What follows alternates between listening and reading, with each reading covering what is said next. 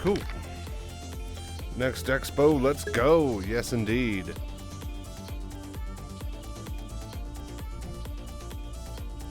Yeah, I tried to get there this morning, despite me being all tired and, you know, I just figured I'll get this little bit of thing, get some footage, and, you know, then I could take a nap and stuff. As I was trying it, oh wait, full reset. Really? Interesting. Oh, that's right. I reset my account because a couple of my ships, the ramps and doors were slightly ajar, and I couldn't open or close them, like, at all. Stanton system, so we're just going to cheat. We're going to start at New Babbage and get right to the rail. But I think we got it. I have a good feeling about this session. And then, of course, after that, we're going to do part 2 or day 2 of Big Ship Little Package. Single box deliveries with our Caterpillar and see if we could actually make some money on top of fuel costs. Loading screen is amazing. It's in, yep. I wish there was something to do. This has been a big pet peeve of loading screens for a long time, and halfway long time ago, some company found a solution and nobody has ever implemented it. But all games that have a load screen, you can't get around it, right? So why don't you give them a little mini game to play? I clearly have access to my mouse. You know, people can use their controllers in a loading screen. And the only game that did this was on PS2, and it was Dragon Ball Z Budokai 3. And on the loading screens, it's a little fighting Dragon Ball Z games, you know, like you pick Goku and you can pick Krillin, and then you know, fight each other on a 2D kind of platform.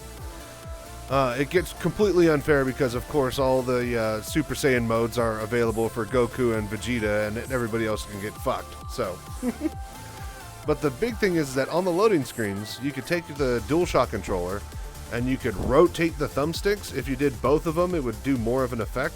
But if you quickly rotated your thumbsticks, it would grow little Cybermen up out of the ground in random locations on the screen.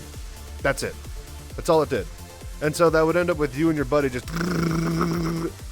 Because that was a... What you call it? Whenever two fighters would lock into a Kamehameha battle each other, then it would just...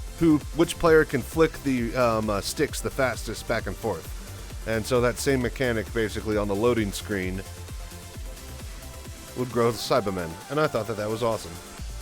You're tuned in to a special episode of A State of Trance. Let me know what you think of the mix. Use the hashtag ASOT YearMix 2013. But yeah, like, you know, case in point, this entire time I've been talking, I could have been playing like tic-tac-toe or chess or something. I'm surprised so many developers dropped the ball on loading screens. Interesting. I do like, not that I can make sense of any of it, but it does give you keywords and other things when you're just kind of watching the code scroll through.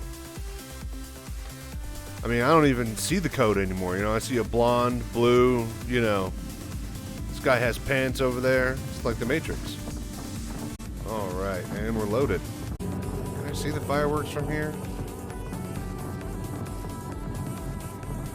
Man, that's a dig.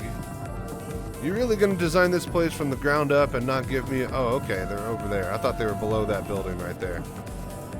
Okay, so they're over, like, here. Well, still, this building blocks it. You're gonna not get me a shot of that? You're gonna design the entire layout of the city?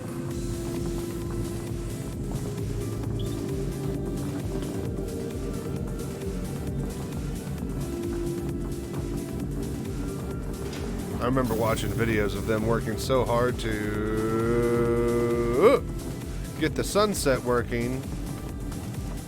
Hackerman. To get the sunset in the right spot in Hurston when they were making Lorville.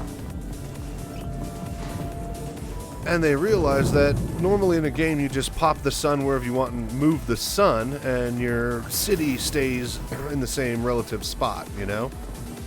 In this game, you can't do that because of the global, well, not global, that's old school mentality. The universal or solar system lighting that comes from a central star that is the fixed point in the sky at all times. And with planets that rotate automatically on not a 24/7 day-night cycle, but a day-night cycle.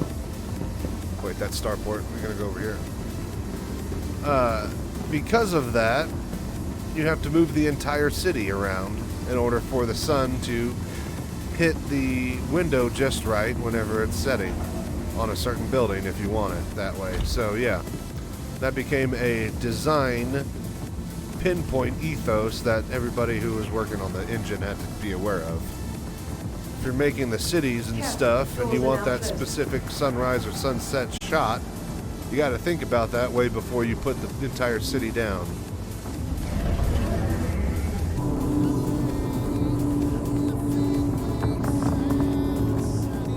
Yep, we're definitely close to the event. You can hear the fireworks. Alright, let's go. Show this way. Me? Defend the Empire and give you an opportunity. Excuse me, gents. Beautiful poses. Alright. Invictus Launch Week. United in a Purpose. That's cool. That little floor logo I didn't notice last time. It's also why I like VR, is that you kind of, actually have to look at signage. Oh, I remember this. They had this at the other place. Was this last year? At the Fleet Week, or did they have this at the ship sales and the anniversary? Either way, yeah, time to step up. Tribute to the rescue operations in verse.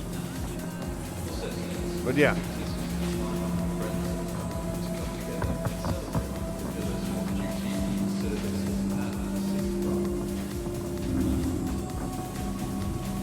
I love just the general look and feel of this game.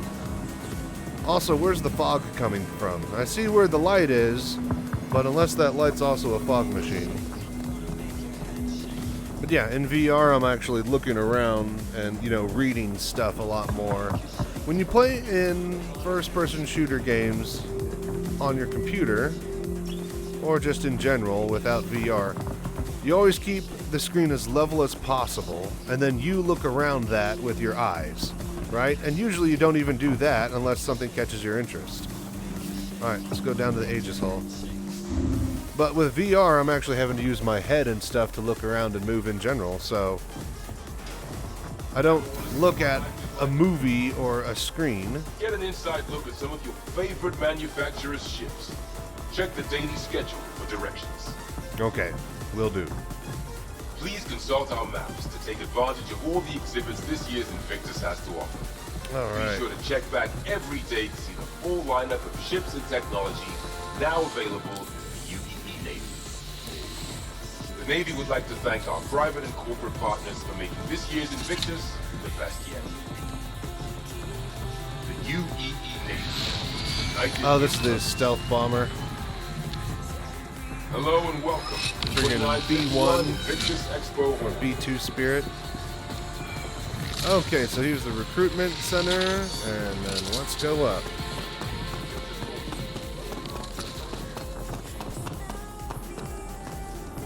Alright, so we got Aegis.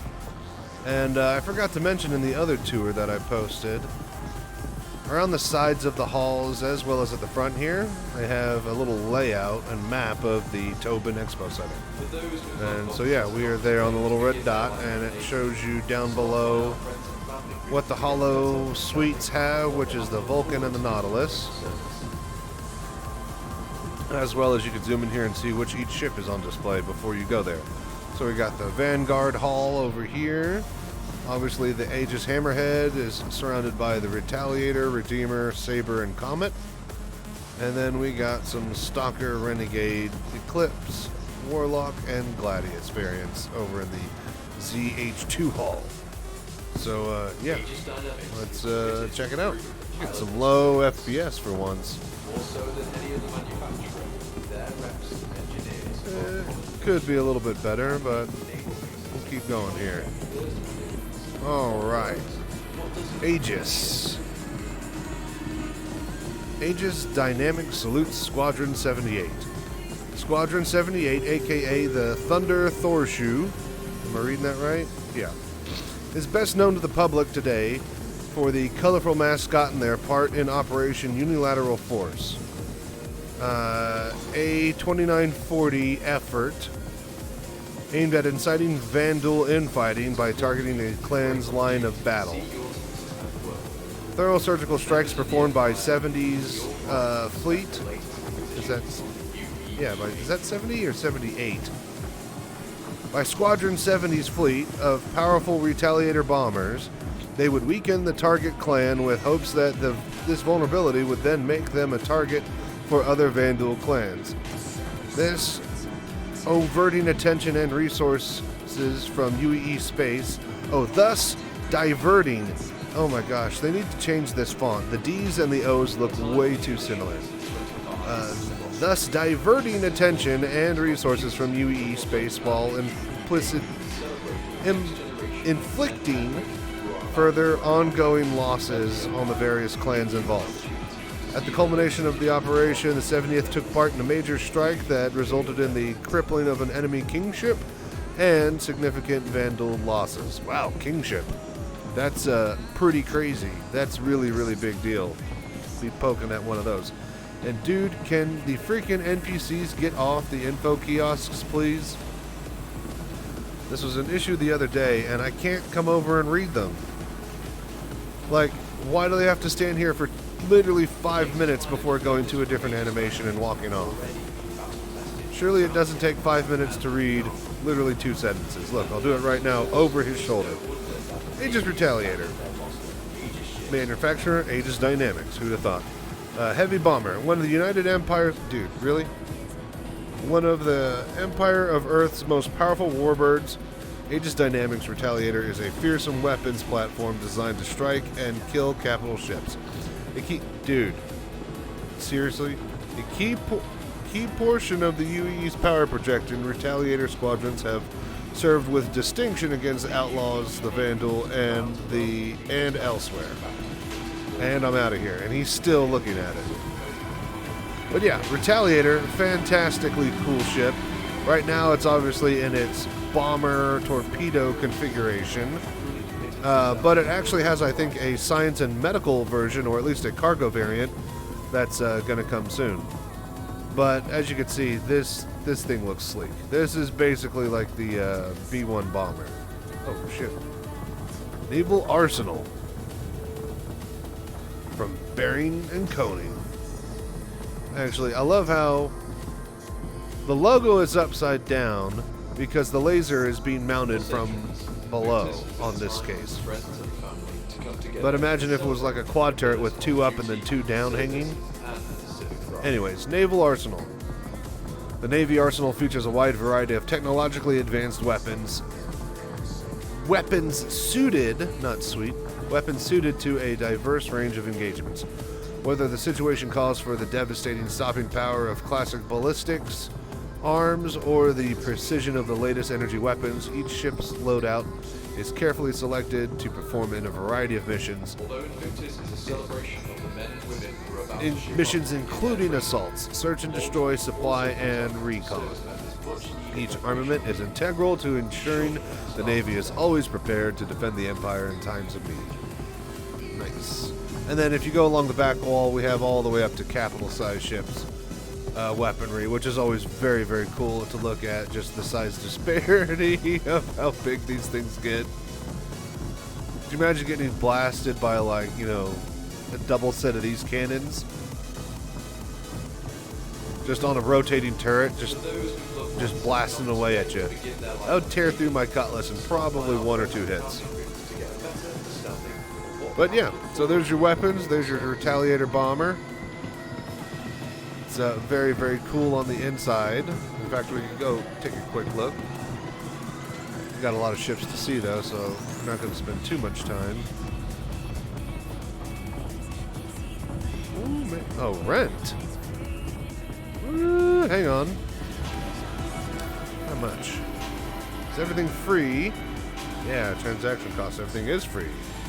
We'll play around with this.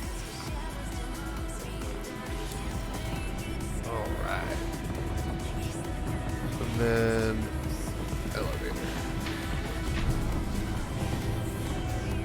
Yeah, I like the layout of the Retaliator. Tally.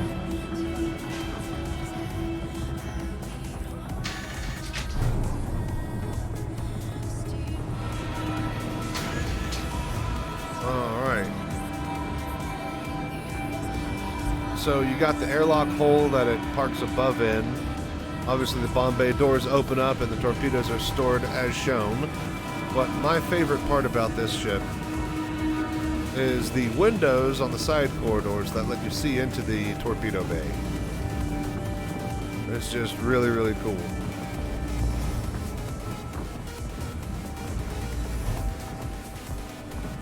Oh, I guess only on that side because they put the beds and stuff over there.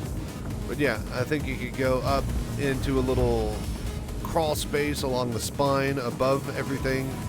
There's some turrets and stuff in place. You got your cockpit up here.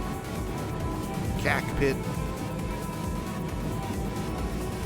Oh my gosh. The music, the kiosk music coming over the speakers is... Am I stuck? Oh my god.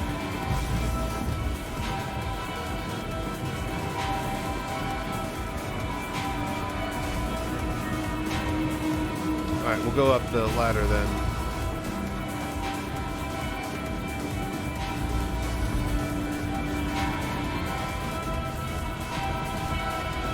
This is just a little area for more bunk space, I think. Storage and bunk space, it looks like.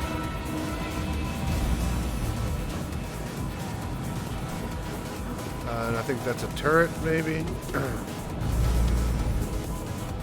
Not sure. We're trying to... Ah, okay. Now it opened. All right, we can get out of here. For a sec there, I thought we were going to get stuck. All right. But yeah, so that's the Retaliator. If we could go back into this area of the ship. It's got more torpedoes. Who'd have thought? Torpedo bomber.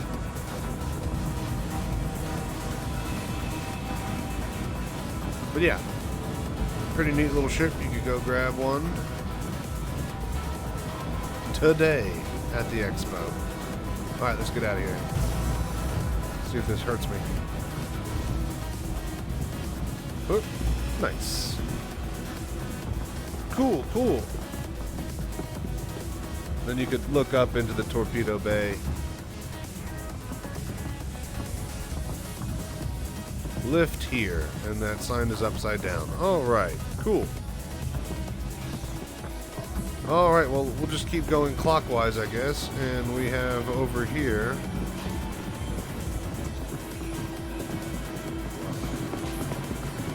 the Aegis... Gladius? No, this is the bigger one.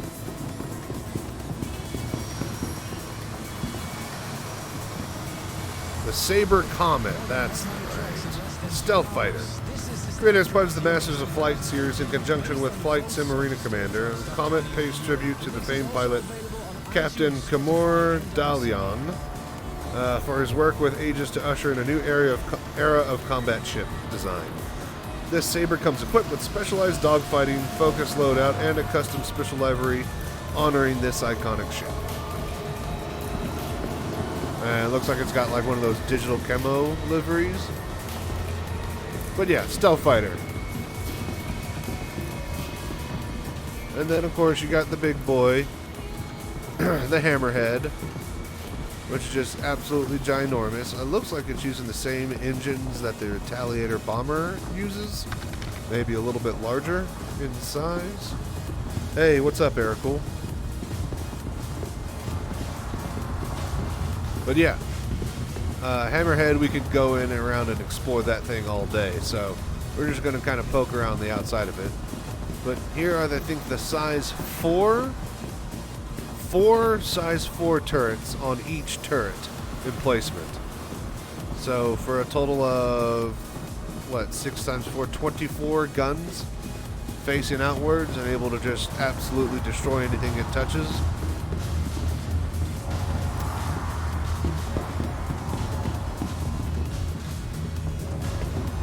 And yeah, as seen right here, there we go.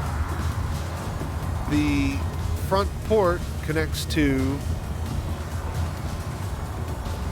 docking bays like this. It doesn't go up to the side. It berths straight forward. So I would imagine that it can't dock at the same ports that other ships would. It would need its own little sticky out. Because if you were to think about where the Javelin parks right now, it would look really weird with the hammerhead sticking out like that. So I think they're going to need their own little section of how they dock, of where and how they dock, because of the forward-facing port. Anyways, let's check out the Comet. That was the Saber earlier. So this is the... Oh, no, that was the Saber whatever. And then this is just the regular Saber. Part of Aegis Dynamics Phase 2 of new ship models, the Saber was designed as a space superiority fighter for those situations where you need to leave a lighter footprint. Designed to be a rapid responder, Saber is more than capable of establishing battlefield dominance for any number of combat scenarios. So yeah, stealth fighter, lower profile, less of a combat SIG. It was the same ship as earlier, but it's not the Comet variant, which had special livery as well as some other, I bet, goodies and weapons and shields and stuff. But yeah, a good-looking ship. Solid profile and design to it.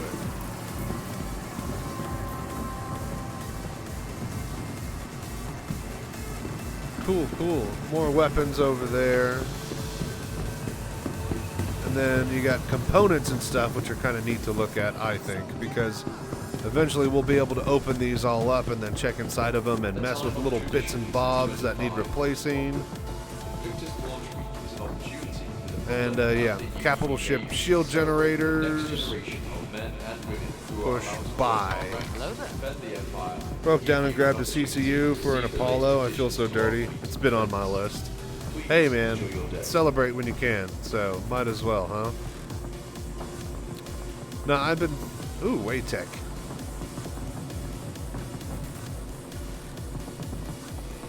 Man, these are cool. So, to move them in and out of ships, is that going to be an automatic pop in and out process, or are we going to have to forklift that shit out of there? Or have the docking crew do it? Military hardware. While the sleek lines and powerful hulls of the Navy war fleet garner the well-deserved attention, experienced pilots knows that it's often what's on the inside that counts. The right quantum drive can get you to those who need help in time to make a difference. The right cooler can make sure you're there for the people who are counting on you, and the right shield generator can turn a no-win situation into a victory snatched from defeat. Each part has an important role to play in the defense of the Empire. Tractor beam. You have a handy-dandy multi-tool. Oh, that's right, I do need to go pick up the tractor beam.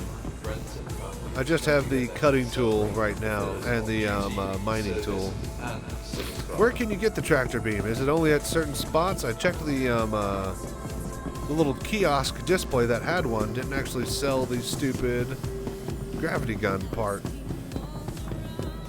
And here's the F8 display, which just looks amazing. Is that thing got 3 sets of engines? I think it is. That's one right there, one in the middle, and then one on the other side.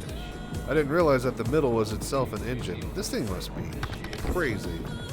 I was thinking about that the other day for the timed mission. Yeah, same. For a big ship little package bit. I think we read this the other day.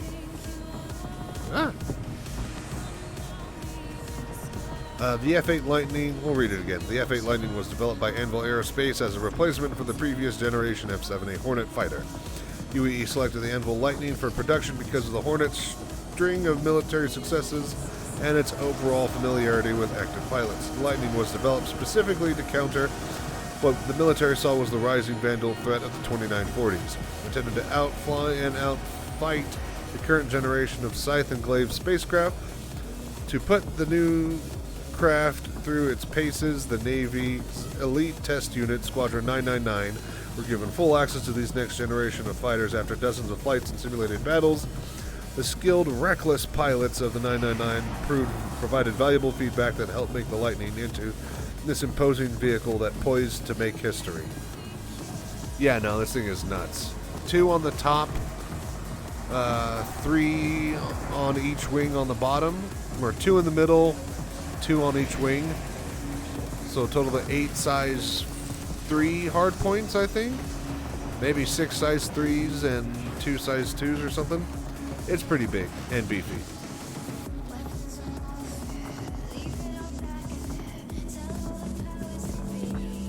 I always look at that guy and think he's dabbing, but he's the runway guy that's on, I guess not the air traffic controller guy, but he's the guy who gives you the go, no-go to launch when you're coming off of your skip. It would be nice to play Squadron 42 to unlock it for purchase. Oh yes, I agree. I cannot wait to play through that and be able to buy the F8 because of it. That's a nice bonus. And that'll be a great fighter to be parked on top of my, Kraken there. Alright, Aegis Dynamics. It's Squadron 78. See, this fucking font. They need to change this. This is the same sign as earlier. Okay, yeah. Squadron 78, Thundering Thorshoe. Yep, alright, so let's check out all of these. We got this guy in the middle. The stealth bomber, right? Yeah, stealth bomber. Of course it is. I mean, look at it. Aegis Eclipse is a bomber designed to get in and strike before it's ever seen and spotted. After extensive service with the UE, its high-tech military equipment made its civilian market debut in 2947. So, yeah. The wings fold down and it makes the flying wing shape. I mean, yeah, of course it does. Very iconic shape and look. And ship, too. Very solid for what it does. Also, it's long and wide enough that you can drive cars on top of if you line up a whole bunch of them, front to back. I believe we have the Raven? Where is the sign? Where's an empty sign? That's what I need. Oh, these are both the same ship, just different variants. The Avenger, Stalker. Interdiction Focus. Initially designed as Aegis' frontline carrier ship for the military, the Avenger Stalker took a different path, ultimately having a long and storied career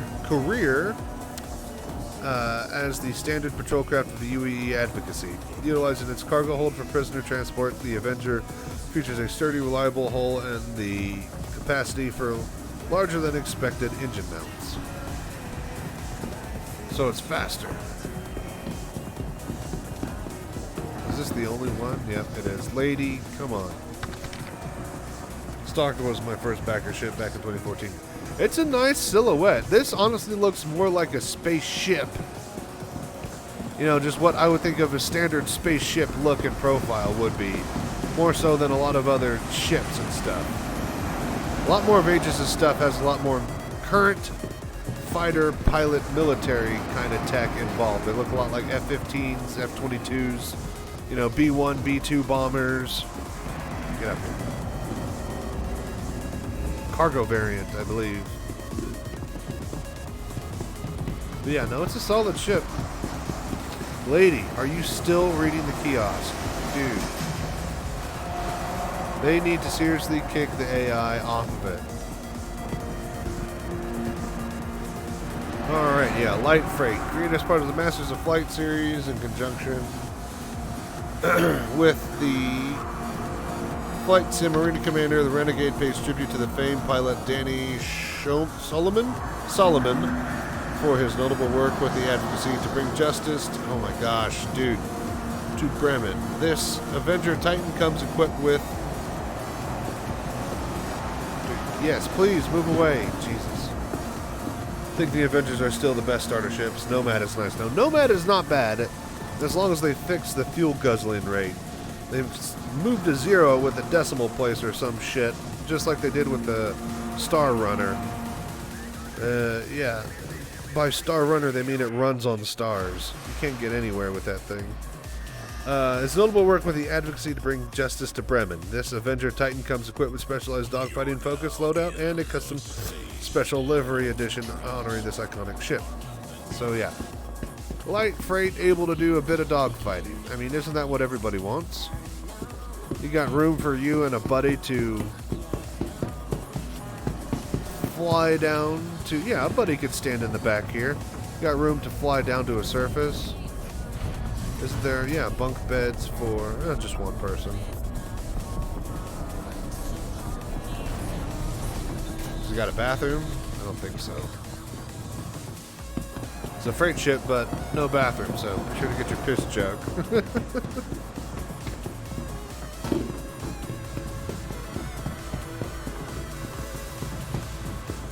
Alright. Then this is the Avenger Warlock. Interdiction.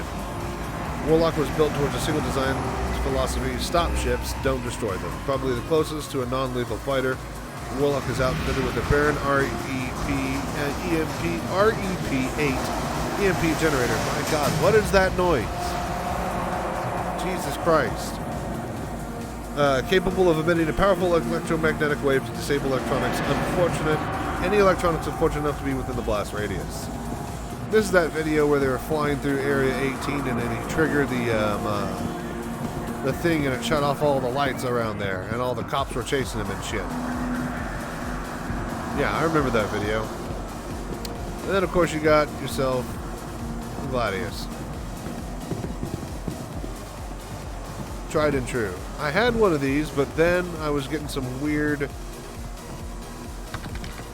I had the weird headset issues before I figured out how to fix it by swapping off of one of the rendering modes in Vorpex. And so I basically upgraded my Gladius up to... Because I wanted to see it because of the new gold standard with all the, pushable buttons and workable panels and shit. But that didn't work because of the rendering issue that I didn't know how to solve, which I do know now. So I basically upgraded that Gladius up to an F7 Hornet. So yeah. The environmental sound kill me sometimes, like being caught in a tunnel. Yeah. So the ambiance is just absolutely dialed over to 11. Aegis, Gladius, Valiant. Light fighter, created as part of the Masters of Flight in conjunction with Light Cimarina. The Valiant pays tribute to famed defense pilot Condi Hilliard for being the first human on record to defeat a Vandal in combat. This Gladius comes equipped with specialized dogfighting focus loadout and a custom special livery honoring her iconic ship. But yeah, no, Gladius is a really solid design, but you can tell from the others, especially compared to something like the Avenger. Sleek, rounded edges, looks like it's the shuttle coming in for, able to go through atmospheric flight. This thing looks like it's some sort of F-18 out of an anime, This definitely has jet fighter inspirations. As it should. Handle like a jet. In and out of atmosphere. Cool, so that's that hull.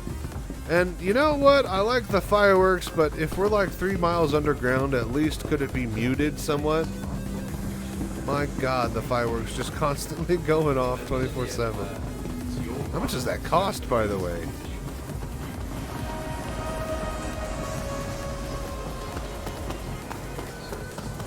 Alright, we'll cross the hall here. Get to the other area. And then we'll go down below and then check out the hologram areas. Did we read the kiosk info for the Hammerhead? Well, we can't read that one because someone's hogging it. Someone's hogging that one.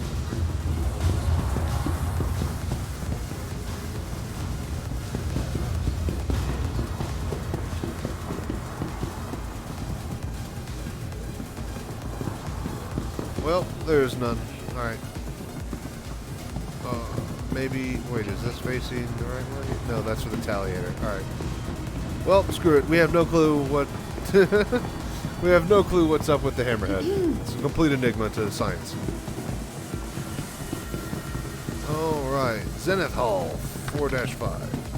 I wonder if you could try the new airlock docking with the rented Hammerhead. See, that's what I was thinking is it can't go where the Javelin goes because of the forward-facing port, so it has to be somewhere else.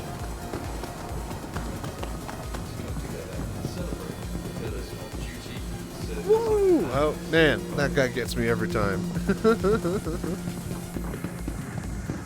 back one more time on the great year for Tron's music. Alright, salute to Squadron E78 sign. And here we are with the big heavy fighter hull.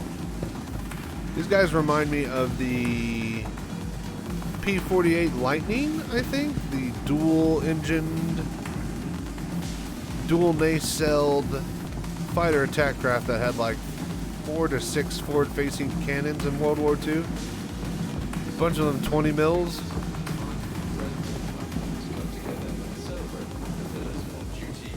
Okay, focus. Bomber. Vanguard Harbinger. I need to watch your Warhammer VOD. Oh yeah, that's right. I uploaded the Warhammer tour to YouTube. Okay, so let's see here. Aegis Vanguard Harbinger. Focus Bomber. Vanguard Harbinger is Earth's standard fighter bomber, converting the standard Warden's escape pod into a potent bomb bay. The extended range of the Vanguard and the relatively small profile mean that it can go where carrier-based ships or larger strategic bombers don't, strike hard, and then make it back to base. It is nice that it gave it an escape pod. Oh, Halo. Hey, come back here. Servers seem better now that the weekend is over. I was about to say, I had some crap FPS earlier, but it seems to have calmed down now. I'm getting a little relatively smooth experience now. But yeah, at first, hey Ducky Tide, doing great, man. How are you? How have you been? Just checking out the Expo hall, doing the tour, you know. Seeing the sights, the Vanguard Hoplite, dropship. Hoplite is a cross between winning Vanguard deep space fighter and dedicated boarding ship, adapting the reliable design for amphibious operations. The Hoplite is a perfect tool for inserting armored strike team with enough firepower to get them out again. Wait, amphibious operations? It has wheels. Does this thing go underwater? That's crazy. I bet seeing this in VR is amazing. Been okay. Heck yeah. And yes, glad to hear it, and it's really incredible. You finally get a sense of scale for the ships because you stand right next to them, and because you're at head height, you have to literally Apocalypse arms cannons. I think I have one of these on one of my ships. You have to crane your neck and look upwards, and you actually, looking at the ship at the right angles from a human height. You're not just keeping your head straight and moving your mouse upwards to pitch the camera. It gives quite a different sense of feel when you're standing right there next to them. Had to leave the Expo because I love those Vanguards. No, the Vanguard, if I saw like 2 or 3 person squad of Vanguard Wardens coming at me, pretty much I know that I'm going to get flattened. Unless I'm in something like a Terrapin or an 890 jump. I mean, they have an incredible amount of forward-facing firepower, very thick shields and hulls. I mean, you got to really put a shitload of damage into one to put it down. The Aegis Warden Vanguard. Heavy fighter focus. Hard-charging bulldog of a fighter which features extensive forward-mounted weaponry designed to tear through the shields and armor of other spacecraft. So named because of their multiple jump range.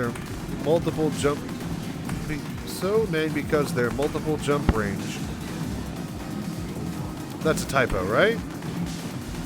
So named because their multiple jump range allows multiple jump ranges? I don't know what they were trying to say there. Their multiple jump range, exactly what they're trying to say. I get what they're saying. But anyways, named because their multiple jump range allows them to form the vanguard of any military expedition. Vanguards have seen extensive service against the Vandal. Yeah, I don't doubt it. These things can take a beating, man. You really, really don't want to mess with one. Especially if the turret's being manned by the co-pilot. All that jazz. They do have a long range. Yeah, I was about to say, you could fly them to and you could warp them from planet to planet forever before you need to refuel. I think they have more range than my Cutlass does. I'm not sure, though. I love using my Cutlass to go from planet to planet, though. It's a great planet hopper. Alright, the Sentinel. Interdiction. Vanguard Sentinel is a ship that's designed to fight smart instead of taking enemies head-on. Conversion features an AR cockpit, extended E-war pod, decoy missiles, and a set of EMP charges. Vanguard Sentinels often provide necessary combat support for combined operations. A lone Sentinel is frequently paired with Harbinger bombers and Warden escorts for large attack missions. I was about to say, all the variants pair well with each other in a squadron, too. And then we're going to see the AR cockpit here and the difference between the fighter version. So obviously you have your regular cockpit with the window, right? And then I believe if this is the one I'm thinking of, that might only be that new Terravan ship, though, that has the screens only for the cockpit. Yeah, okay, never mind. It's the Terravan only ship. But here's your interdiction station, which looks like it came straight out of a Imperial Star Destroyer. Like, I feel like I'm one of the guys down below and I look up and like Vader's walking along the platform, you know?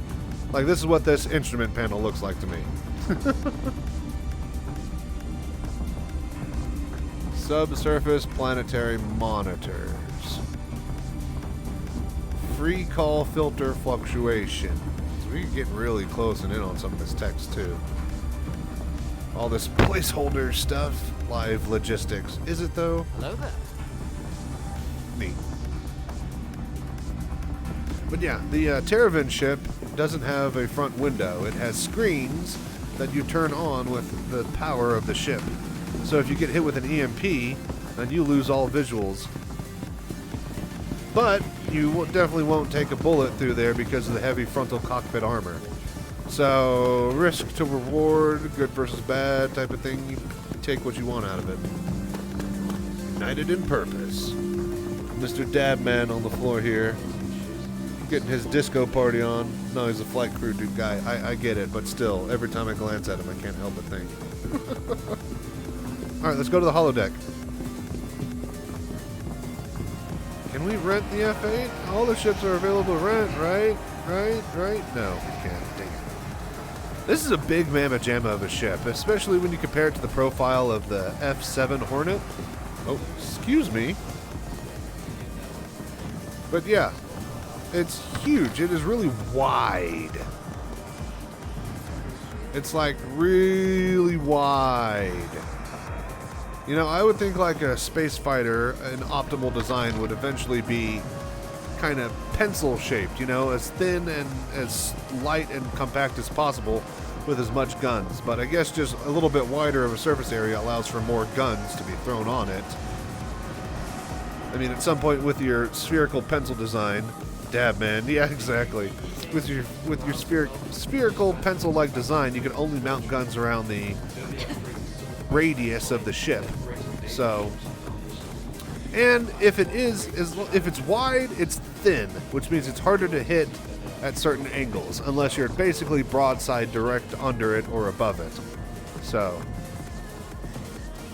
yeah, there's all sorts of competing theories about how a capital ship should be shaped for optimum firing arcs and angles. The Star Destroyer is a good idea of this because most of the guns are along the side and the top, on either side and whatnot. There's a later designed Star Destroyer that had, it had a higher angle down to where the front of the ship was, and most of the weapons were mounted on the center of the spine instead of on the actual sides, so that they could basically rotate like old school American naval battleships from World War II. And when you really start to think about capital ship's design, where the gun should go, how the hull should be designed, what its profile is going to look like for enemy capital ships to be shooting at, you know, you want something thin that isn't gigantic and, you know, a sitting duck for a target. You want something where all of your guns, or most of them, can come to face as quickly as possible. You know, you start to limit yourself in the amount of shapes that you're actually able to obtain for a gigantic cruiser ship. So, really interesting design ethos that goes into big things.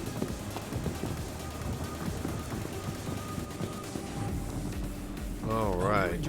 So we had the United in Purpose mural here. We read this the other day. We went through the history of Fleet Week. You can check that out yourself, or on my first video. I think there's some weird typo errors in there, and the font's all funky, just like the rest of the place. But yeah, let's check out the hologram area. Then after that, that's going to wrap up the tour, and then we can get our big ship little package. Attempt 2 in. Ah, yes, the mine layer. This is going to be the most interesting gameplay feature that's coming up. Is when they introduce mines. How far will they be able to attach to and blow up your ship? How far can you sense them? Do you need extra sensing rigging and active sensors to be pinging all the time to find mines? Yeah, curious what capitals will fit in. It's big. I think the Scorpius is big too. Yeah. No, this thing should at least be... I'm trying to think of... Because, like, you got the shape of the Javelin. Obviously, hammerheads have their shape that fit their design for having a bunch of turrets stick out of them. But the Javelin and the, Bengal itself are the more formed to shape-fitting capital ships as far as having a bunch of guns being able to train and fire on somebody. Also, the Bengal's like a super carrier, too. It's got a lot of ships inside of it. Anyways, Nautilus. The mine layer. With 4 centuries of distinguished service under its belt, the Aegis Dynamics Nautilus Tactical Mine Layer represents the ultimate in strategic combat engineering with fully integrated mine deployment, sweeping, and disarming capabilities. So some people were saying that we were going to need a mine D layer or some sort of other ship, but technically you just grab one of these and you could unarm and de-arm mines. Mines is up to 3.16, I think. Not sure what other ships can carry them. Yeah, I was about to say, so they have a Nautilus almost ready to roll here? As if so, are we going to be just throwing them out the back of our Cutlass and just laying them by hand? Also, how many mines can this thing hold? They pop out of the back, out of that little chute there. So it's as big as that chute is, above and below. And you can only fit so many in that sleeve, and only so many in that actual kind of hull if you're looking at it from a profile view. So yeah, hey, why not? We did that with the new Babbage plushies. Yeah, you got a point. And Pips machines, if you remember way back in the day. We could get our hands around it, we're going to get it into the back of a Cutlass. Okay, then the Aegis Vulcan. Let's see here. Medium repair, medium refuel. Repair, refuel, repair, rearm. Become a one-person support crew with Aegis Dynamics versatile Vulcan. Supplying aid to pilots on the fly, whether pinned down under heavy fire and in need of ammunition, low on quantum fuel after an ill-planned jump, or stranded in unknown space with a busted thruster. Pilot in distress can always count on a Vulcan and its cadre of drones to lend speedy, efficient assistance. So yeah, this is the drone support ship. The side doors will open and a whole bunch of drones will pop out and they'll be able to repair, and I think they'll be either AI-fed programmed drones or be able to be remotely piloted by the crew inside the Vulcan. So that's going to be cool. All right. Well, that seems to be wrapping up. I mean, unless I'm forgetting something that's just staring me blatant at the face. I don't know, some kind of fan ship that everybody voted for and has been waiting for a long time for. Something that if they had a 3D model of, that it would stand out immediately to my... Oh, hey, look, what do you know? They got this on display. This is, of course, the Aegis fan ship that was created and voted for by the crowd, and won the eventual gunship title role, the Redeemer. Focused gunship, now you can own the next great starship designed by Star Citizen's backers. The Aegis Redeemer is a powerful fighting ship capable of holding its own in combat with powerful weapons and payload. Dotted with turrets and missiles, the Redeemer also doubles as an armored landing craft capable of delivering armored soldiers for the first-person combat. So yeah, it was a drop ship. Oh, and it's a gunship, and it's a landing ship. And it's a heavy fighter. Okay, we need to calm the fuck down here. We need to limit its roles because it can't be the best thing since sliced bread. You can't get in there, but they have the 3D model of it. And sure enough, it does look pretty. Lower turret, piloted, or, slaved by the pilot. You got an actual low turret. Really interesting position because it can't actually see behind it. But then again, that shouldn't be an issue. Because I think it's got an upper turret that can rotate backwards, or is that the other? Yeah, there it is. I was about to say it's got a turret that can fire from behind. So it's got its ass covered. So, yeah.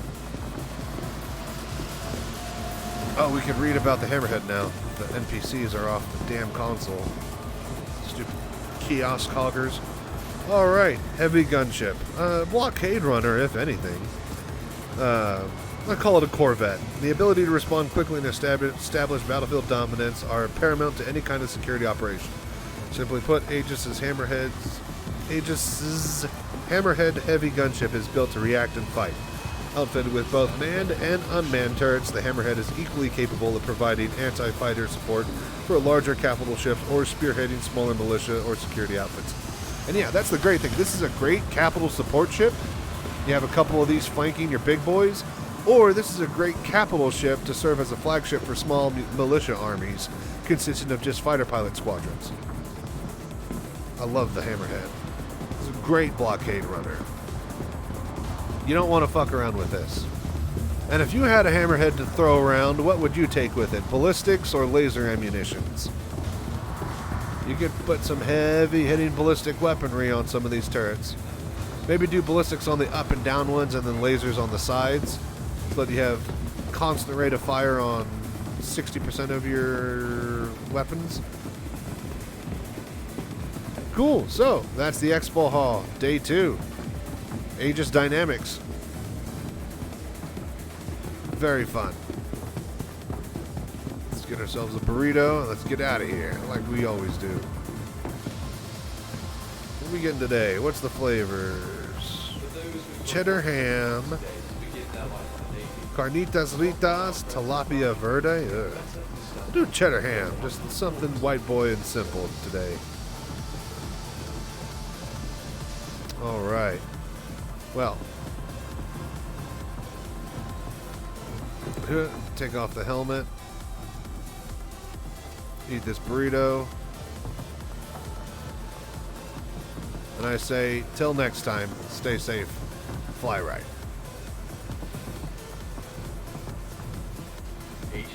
Alright, cool. We can cut that footage there, and then we'll just upload that shit to YouTube. Alright, well, let's go frig around in space, shall we? Let's have fun with some caterpillars and single box Hello